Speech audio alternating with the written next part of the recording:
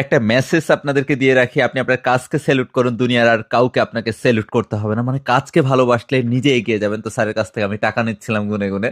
তো এটা একটা দারুণ এক্সপিরিয়েন্স ছিল। তো একাইটিস আজকে চিরিবন্দর উপজেলার ডিসপ্লে প্রদর্শনীতে প্রথম হয়েছে, মানে চ্যাম্পিয়ন। ভাবা যায় একটা উপজেলার মধ্যে আমাদের ক্যাম্পাসটা চ্যাম্পিয়ন হয়েছে, এটা আমার কাছে দারুণ লাগছে। এবং বাচ্চারা আসতেছিল, সবাইকে আমরা স্বাগত জানাচ্ছিলাম এবং তাদেরকে বললাম যে তোমরা সবাই দাঁড়াও, তোমাদের একটা ফটো সেশন করে রাখি, কারণ এটাই তোমাদের মেমোরিজ। কারণ তোমরা এক সময় কলেজ ভার্সিটিতে যাবা, সে সময় হয়তো বলবা যে আমি আমার স্কুল লাইফে এটা আমার অ্যাচিভমেন্ট ছিল।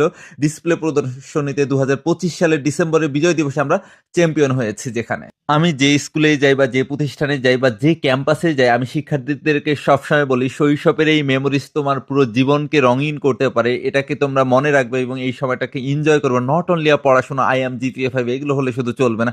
সব কিছুতে তোমাদেরকে এক্সপার্ট হতে হবে, সব কিছুতে তোমাদের এক্সপিরিয়েন্স থাকতে হবে এবং স্কিলড হতে হবে। এই কথাটা ওদেরকে আমি সবসময় বলি। এবং অ্যাক্টিভিটি যত আছে এগুলোতে তোমরা পার্টিসিপেট করবা।